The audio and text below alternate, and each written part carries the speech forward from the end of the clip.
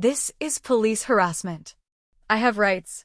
Eleanor Prescott shrieked from the back seat of the patrol car, her meticulously manicured hands now adorned with something far less elegant than her usual diamond bracelets, standard-issue police handcuffs. Her face was a vivid scarlet, clashing spectacularly with her tailored lavender blazer as she unleashed her tirade. I am the HOA president. I have the authority to inspect any property. I stood calmly beside my fellow officer, watching as the gravity of her predicament began to pierce Eleanor's self-righteous bubble. The small crowd of neighbors gathered on my driveway didn't bother hiding their phones, eagerly recording what would surely become Silver Pine's most talked-about spectacle in years. Have you ever wondered what happens when an HOA tyrant, intoxicated by power, illegally breaks into a homeowner's garage only to discover that the unassuming new resident she's been harassing is the city's chief of police? Let me walk you through exactly how that unfolds. The look on her face was worth every cent of my HOA dues. My name is Nathan Carter. After 23 years in law enforcement and recently being appointed chief of police for Cedarville, I'd built a reputation as a fair but no-nonsense leader. When my 15-year marriage ended amicably but painfully last year, I craved a fresh start. That's how I ended up in a modest yet cozy 3-bedroom house in Silver Pines, an upscale community known for its top-tier schools, low crime rate, and, as I'd soon learn, one of the most overbearing HOAs in the state. I chose the quiet cul-de-sac on Willow Lane for its seclusion, a sanctuary after years of public service, and the recent media spotlight from my promotion. The divorce left me yearning for simplicity and peace, a place where I could unwind after grueling shifts, not as Chief Carter, but as Nathan, a middle-aged guy rebuilding his life while juggling a demanding career. I deliberately kept my profession under wraps. Not out of secrecy, but because I'd learned people act differently around cops either clamming up or fishing for free legal advice. My realtor and mortgage company knew, but I saw no need to broadcast it. I parked my police SUV in the garage, not the driveway, and changed into civilian clothes before coming home. My first run-in with Eleanor Prescott came 3 days after I moved in. The doorbell chimed at exactly 9 a.m. on a Saturday, my first day off in weeks. I opened the door to a slim woman in her early 60s, her auburn bob so precise it could have been cut with a laser. She wore a lavender blazer, crisp white slacks, and a double-strand pearl necklace she touched absently while sizing me up with piercing blue eyes. "Good morning," she said, extending a hand. Eleanor Prescott, president of the Silver Pines Homeowners Association. "Welcome to our community." I shook her hand. "Nathan Carter." "Thank you. I've brought your welcome package," she continued, handing me a leather-bound folder embossed with the Silver Pines logo. "This contains our community guidelines, scheduled events, and important contacts." "I appreciate that," I said, taking the hefty binder. My realtor mentioned an active HOA. "Active is putting it mildly, Mr. Carter," she replied, her smile tight. "We're why Silver Pines property values have soared 32% while nearby developments stagnate. Adherence to our standards is non-negotiable." Her emphasis on non-negotiable raised a red flag, the kind I'd sense when questioning a suspect with a too-polished story. "I'll review it carefully," I assured her. "See that you do. We've already noted several compliance issues." She pulled a small notebook from her blazer. "Your front window blinds are cream, not the approved Silver Pines ivory. Your mailbox lacks the regulation silver numbering. And your recycling bin was 3 inches too close to your garbage bin on pickup day." I blinked, genuinely stunned. "You measured my bins?" "Community standards require a 6-inch separation for aesthetic uniformity from the street," she said, as if explaining gravity. "Page 37 of the guidelines has the details." With 23 years in law enforcement, I'd honed a knack for spotting trouble. That Saturday morning, every instinct screamed that Eleanor Prescott would be a problem. I wasn't wrong. Over the next few weeks, violation notices arrived relentlessly, slipped under my door, mailed officially, or emailed with urgent flags. My lawn was 0.25 inches too tall. My garden hose wasn't coiled correctly. My welcome mat wasn't from the approved vendor list. The ivory blinds I'd installed weren't tilted at the mandated 45-degree angle when open. I complied with reasonable requests, ignored the absurd, and focused on settling into my home and job. As chief, I was spearheading a major drug trafficking investigation which consumed my days. The last thing I needed was a neighborhood feud. My strategy of selective compliance and polite detachment worked until a certified letter from the HOA, penned by Eleanor, arrived. It announced a property compliance inspection scheduled for the following Tuesday at 2 p.m., demanding full access to my home's exterior and interior. I read it twice, then reviewed the HOA guidelines. As expected, while the HOA could inspect external elements visible from common areas, there was no provision for mandatory interior inspections. The letter was a blatant overreach, likely banking on homeowners' ignorance. I dialed the HOA's number. Silver Pines HOA, President Prescott speaking. Miss Prescott, this is Nathan Carter from 47 Willow Lane. About the inspection letter? Yes, Tuesday at 2 p.m. I trust that works. Actually, I won't be available and I won't provide interior access. A pause, then a sharper tone. Mr. Carter, these inspections are mandatory. It's in the guidelines you agreed to. I've read them thoroughly. They allow external inspections of visible elements, but interior access is an unreasonable invasion of privacy. Another pause, longer. Her voice turned patronizing, a tone I'd heard from cornered suspects. I'm not sure what version you're reading, but as HOA president, I assure you we have the authority. If you've nothing to hide, this shouldn't be an issue. It's not about hiding, I said evenly. It's about privacy, protected by the guidelines and state law. Her tone iced over. Failure to comply triggers fines of $100 per day and potential liens. I'm aware of what's legally enforceable, Ms. Prescott. I'll comply with legitimate external inspections, but my home's interior is private unless you cite the specific bylaw allowing access. I could almost hear her seething. This attitude disrupts community harmony. I'll discuss this with the board. Please do. I'd be happy to join a board meeting to clarify HOA authority versus homeowner rights. She hung up. That evening, my neighbor Lucas Bennett, a tech consultant in his 30s who'd welcomed me without ulterior motives, flagged me down. Heads up, he said quietly, glancing around. The HOA queen is targeting you. Eleanor? I asked, though I knew. She called an emergency board meeting today. My brother-in-law's on the board. Your name came up as a problem resident needing escalated measures. I sighed. I'm just enforcing the actual guidelines, not her inventions. Be careful.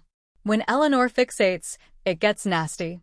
Last year, she had the Martinez family's heritage maple cut down while they were away, claiming it violated height rules. It didn't. By the time they returned, it was gone. They moved out soon after. That's destruction of property, I noted. Lucas shrugged.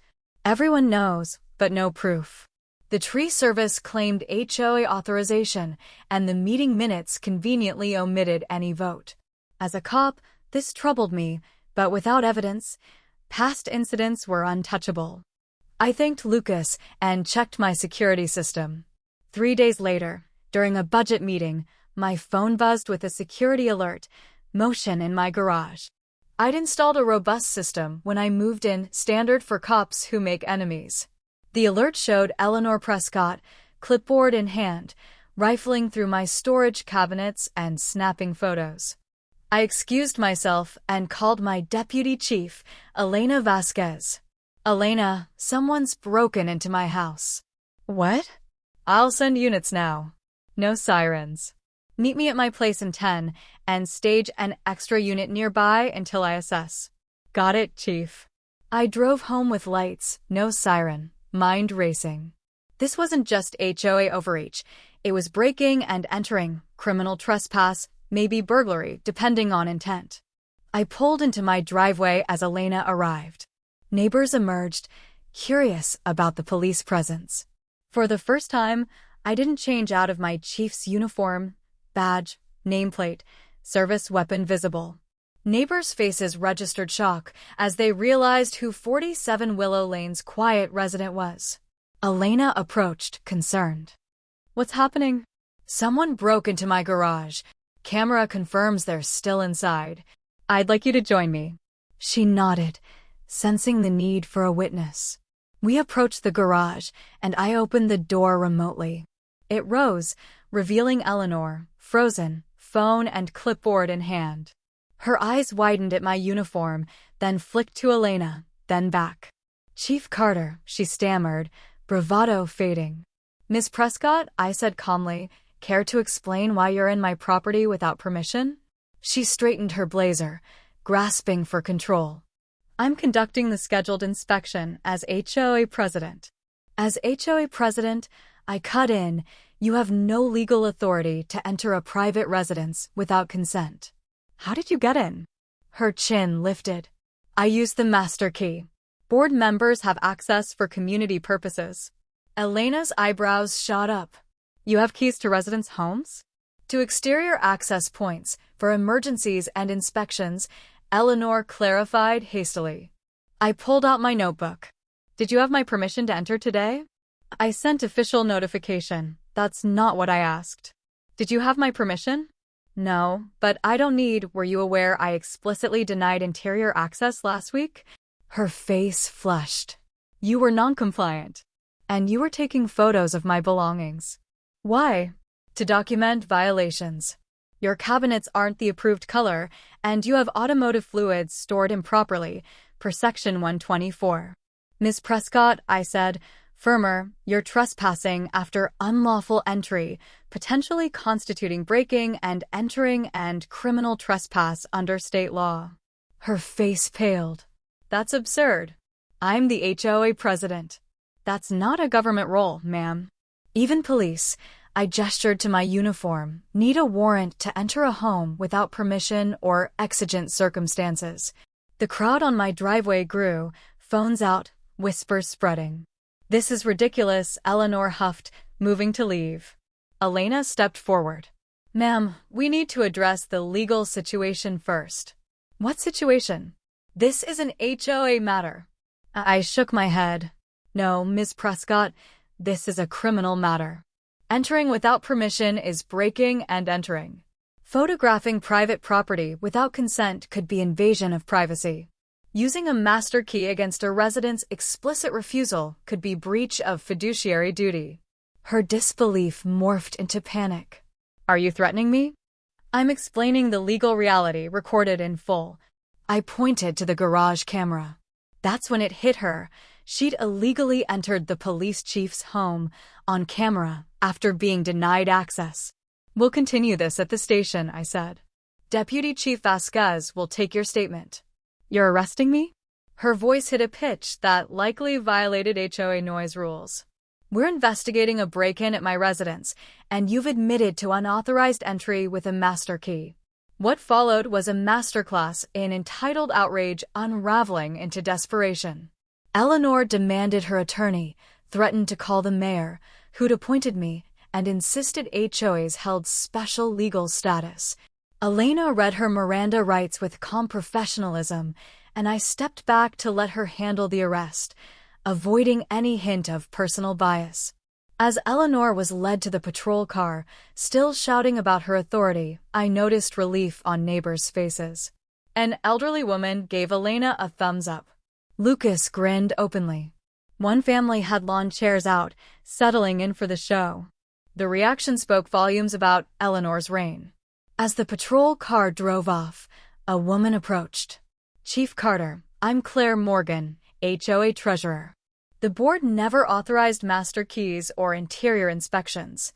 Some of us have tried curbing Eleanor for years, but she's persuasive. I'd like to see board minutes on the key policy, I said, shaking her hand. There aren't any. She had keys made and gave them to her loyalists without a vote. Some suspect she's entered homes before, but there was no proof until now. Over the next few days, residents shared stories, rearranged belongings after vacations, emergency inspections when they were away, violation notices about items not visible from outside. The DA began building a case beyond overzealous HOA enforcement into criminal behavior. An emergency board meeting ousted Eleanor, with Claire as interim president.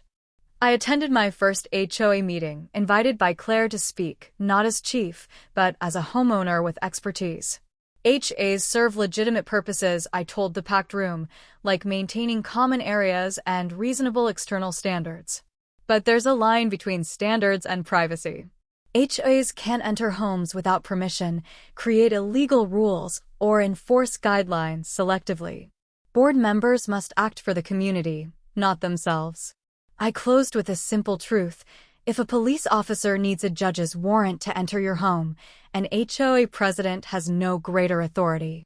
The meeting ended with votes to change all common area locks, require documented key distribution, and form a resident-led committee to streamline the bloated guidelines.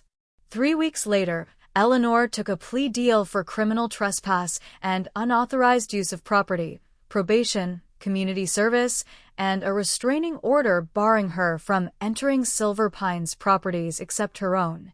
The DA dropped heavier charges in exchange for her identifying other homes she'd entered. 4 complicit board members resigned, the HOA attorney was replaced for misleading advice, and a for sale sign appeared at Eleanor's pristine colonial 2 months later. My standing in Silver Pines shifted. Early wariness about a police chief neighbor faded as residents saw I wasn't here to police their lives. Friendly waves replaced guarded glances, and community events included casual law enforcement Q&As. Under Claire's leadership, the HOA adopted a privacy pledge, limiting inspections to visible exterior elements. The 347-page guidelines shrank to 42 clear pages, fines were reduced, and an appeals process was established. 6 months after Eleanor's break-in, I attended the Silver Pines summer barbecue. The vibe was lighter, kids played freely, gardens bloomed with unapproved flowers, and neighbors lingered to chat. Lucas handed me a beer. You should run for HOA president. You've got support from everyone who survived the Prescott era. I laughed. One leadership role's enough. Claire's killing it. True, he said, but you liberated Silver Pines. If Eleanor hadn't picked your house, justice works mysteriously, I replied, reflecting on how my low profile had sparked this change. A moving truck parked at Eleanor's old house.